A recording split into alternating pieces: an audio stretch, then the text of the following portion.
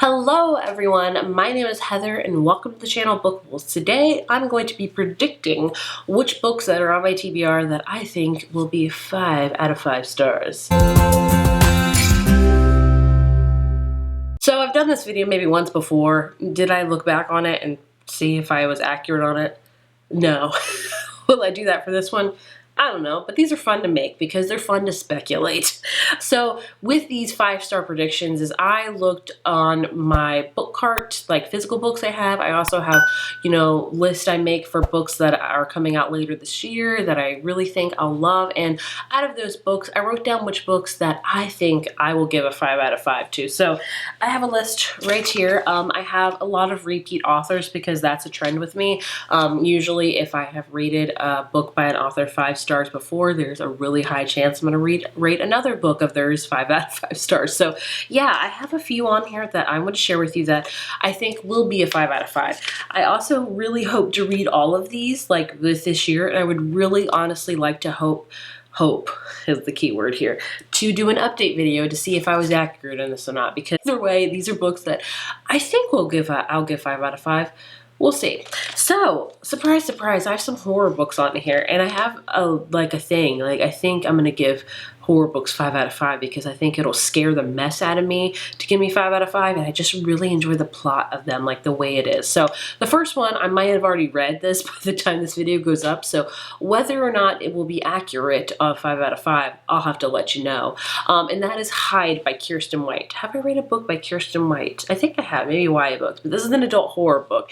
And this book is basically about this competition that's in an abandoned or amusement park after dark, or maybe an abandoned amusement park, one of those two. And it's a fight for survival. It's like a contest of survival. So we follow a character that stays hidden because that's the way she has known how to do her whole life, and she wants to win this prize money or things like that. And basically in this book, I'm guessing people get murdered throughout this park, and she has to not stay hidden, but literally fight for her life. So the reason why I think this might be a 5 out of 5, because I have thought of this exact scenario so many times. You guys know, I am a scaredy cat. I do not watch scary movies. I do not watch scary movie previews. Do that. But I have thought about so many times where there could be murders happening within a haunted house or within a haunted amusement park. And I know they've made movies and stuff about that, but I've never read a book about that. So that just scares the crap out of me. So that's why I think this will be a 5 out of 5, because I'll be I'm pictured this. I think this is one of my fears. I don't know, but it sounds freaking intriguing as mess. So I have really, really high hopes for this one. Will it be accurate or not? I don't know. We'll have to see. Moving on to another horror book, and that is Just Like Home by Sarah Gailey. I have not read a book by her, but this one, the cover really jumped out at me, number 1. And number 2, it sounds so intriguing. And so this whole book is about a character that gets a call from her mother, to come home. And she's very, very reluctant in that because her dad was a serial killer. And for some reason, her mom still lives in the house where he killed all of these people and things like that. I don't know. But either way, the character, I forget the character's name. She's very reluctant, but her mom's please, please come home. And so she comes home, and she doesn't want to be there because her dad was a serial killer. I totally understand. Well, I mean, I don't, but you know what I mean. I can empathize with that.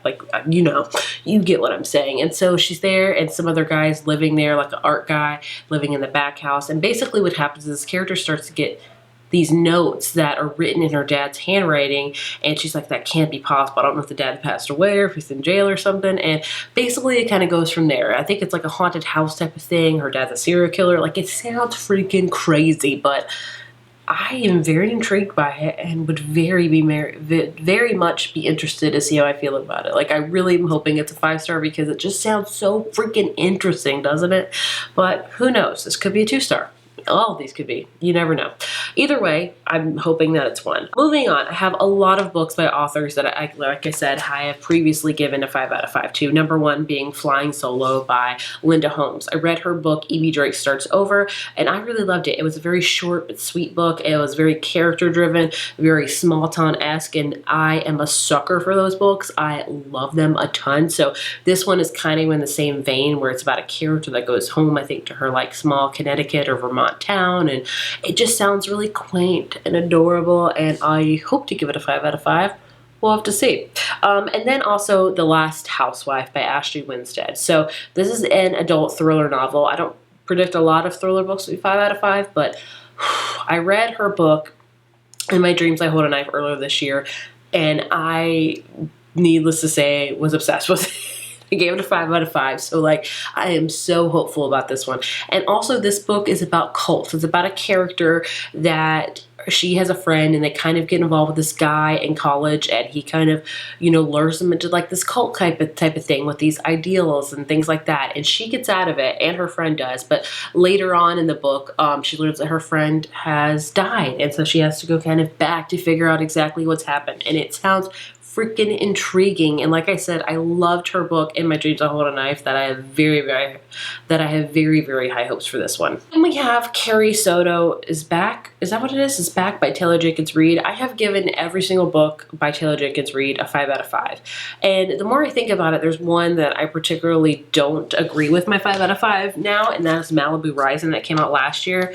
The more I think about it, the more I was like, it was okay. I don't think it was a 5 out of 5 worthy. So I'm very interested to see how I'm going to feel about Carrie Soto, because this is her first time writing a book with a character that's been in another book by her, so if that makes any sense. So Carrie Soto was a very minor character in Malibu Rising, and she's getting her own book. So we've already been introduced to this character, which is, like I said, she's never really done before, so that's interesting. And it's all about Carrie Soto. She's a tennis star, and she retires, and she's very happy in her retirement, and then she goes to, like, I think the US Open, and she's 30-something, and she sees her, like, her many titles being taken away by this younger tennis star, and she's like, no, that's not cool with me. And so she's like, you know what, now I'm going to go back in and I'm going to get my titles back and prove that I'm the best tennis player. And so that's what it's kind of about. So this one I'm putting on this list because of just my sheer feelings about Taylor Jenkins Reid. I love her books, and I really do think this will be a 5 out of 5, but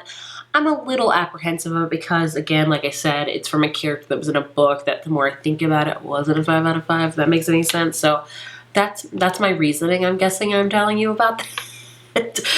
Next up, we have House of Sky and Breath by Sarah J. Maas.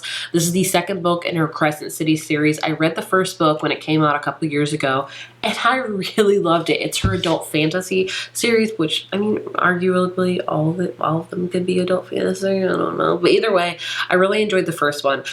This one's going to be a question of when I will read it, because that thing is thick. It's like almost 800 pages, and I ain't got time for that right now.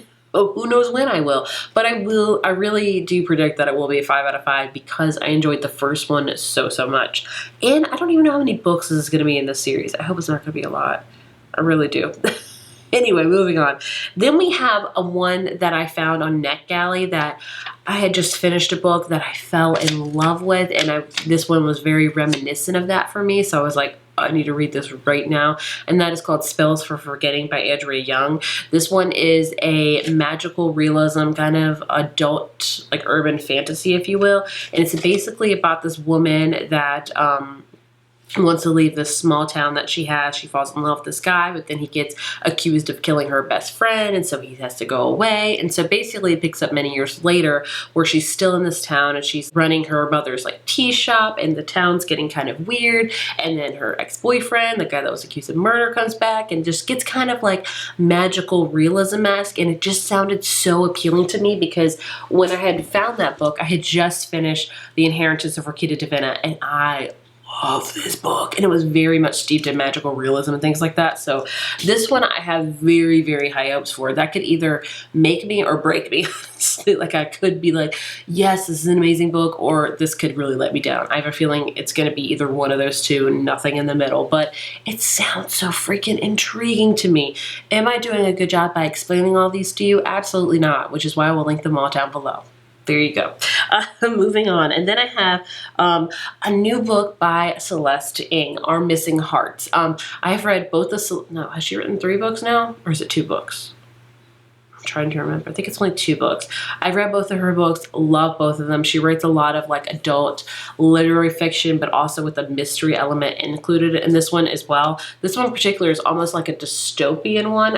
I don't think I'm going to be able to explain this one as much, but basically it's about these characters that are like having to live like this American life, but they're really not American, they're Asian Americans, and it's very, very intriguing. It's very heartbreaking. I think it's book going to be very dystopian. So like I said, the links will be down below for you to like look at it. But Celeste Ng writes beautifully. She writes a lot of very powerful, very books with a lot of messages that are very, very important in them. So I have very high hopes for this one, and I don't have a doubt this will probably be a 5 out of 5 for me. And the last book I have is one that's on my book cart that I have been meaning to read for forever, and that is Black Cake. I even forget the author's name. I've been wanting to read this for a while, and every time my library's hold comes in on it, I'm already reading like 2 other books, and I have to be like, ugh, so I have to keep pushing it back.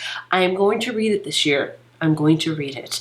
And basically, this is about a brother and sister whose mother passes away, and she leaves them black cake because it's very traditional in her culture for that. And it's about like their familyhood and about how they haven't talked to each other, the brother and sister, for many years, and about going back to learn about their mother's roots and things like that. And it just sounds amazing, like an amazing family dynamic book that just for some reason really, really calls to me. So I really want to read that one, and I really do think it will be a 5 out of 5 for sure for me.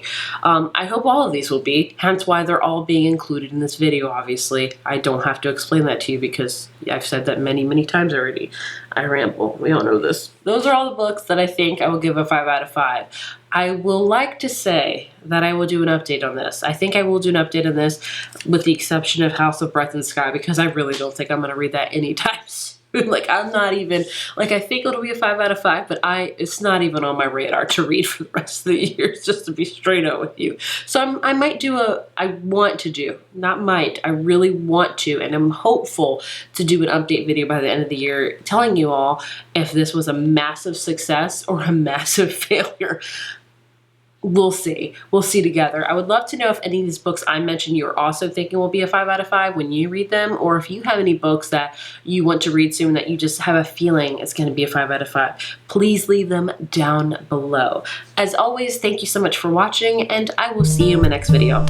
Bye.